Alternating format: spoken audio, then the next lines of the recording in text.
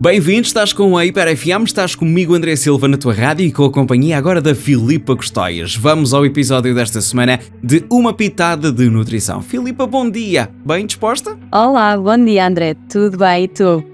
Também estou bem. Filipa, Ótimo. conta-me lá, do que é que falamos esta semana em Uma Pitada de Nutrição? Olha, esta semana vamos falar sobre alergias alimentares, que acho que é um tema que não sei como é que ainda não me tinha lembrado de falar sobre ele, mas que é muito importante. Ok, sabes ser que abordado. nesta fase do campeonato já estás assim, como é que eu não me lembrei? É pá, assim, já são muitos programas, já é muita Muitos, coisa a acontecer. é verdade. E às vezes tu duvidas que já falaste de um tema ou não? Sim, também acontece. Mas pronto, mas esta parte das alergias alimentares é um tema realmente importante e agora, apesar da entrada na escola já ter sido há uns tempos, acho que é sempre importante falar, até porque muitas vezes as alergias alimentares são mais prevalentes ou surgem na idade da infância e é também por isto que eu quero falar. Então, vamos começar este episódio por perceber o que é que realmente é uma alergia alimentar e basicamente é uma reação adversa do nosso corpo a um determinado alimento.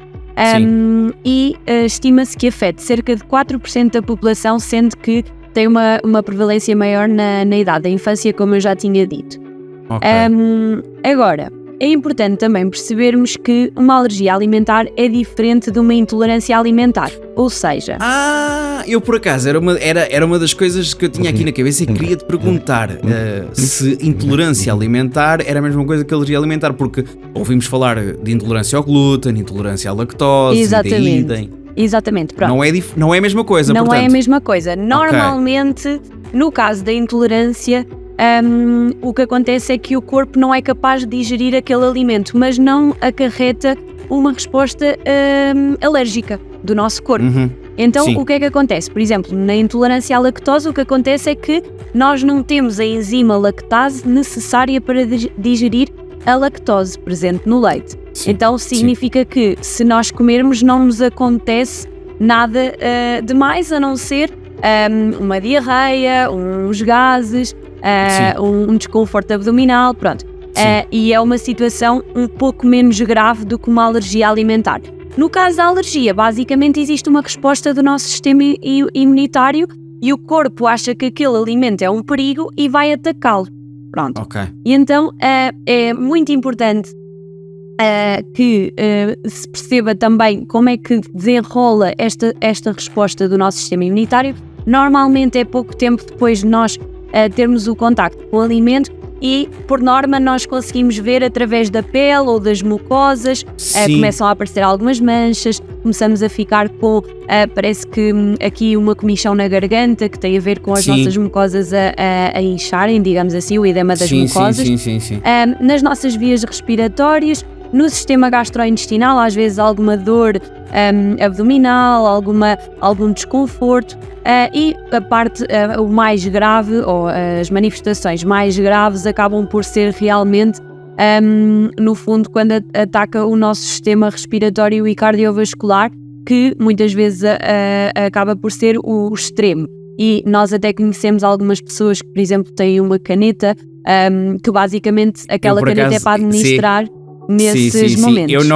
Eu assim de cabeça não lido com ninguém que tenha algum tipo de alergia. No entanto, essa informação já nos passou num filme, numa série de alguém que é alérgico a um alimento e é através daquele shot que a pessoa consegue aliviar ali aquele momento. Sim. Exatamente. E é muito importante que essas pessoas que estejam alérgicas também comuniquem com as pessoas que estão à volta delas e, no caso, por exemplo, no caso da escola, é muito importante que os educadores, os auxiliares e até mesmo os colegas estejam alerta para isso. Claro que normalmente essas crianças já são muito mais conscientes e acabam por ter muito mais informação e perguntam sempre o que é que têm, quando lhes oferecem algum tipo de comida, quais é que são os ingredientes.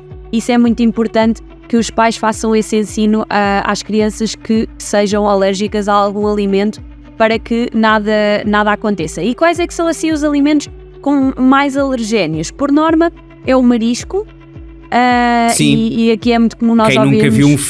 Quem nunca viu um filme de alguém que é alérgico ao marisco e que tem que levar esse shot, que atira a primeira seringa ao ar.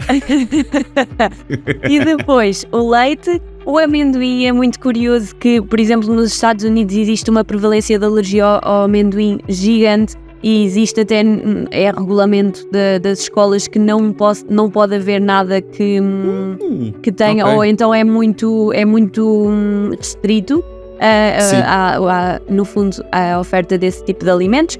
Pois, o ovo, os frutos gordos, lá está, em que se inclui o amendoim, mas no caso as nozes, as amêndoas, etc. O trigo e a soja.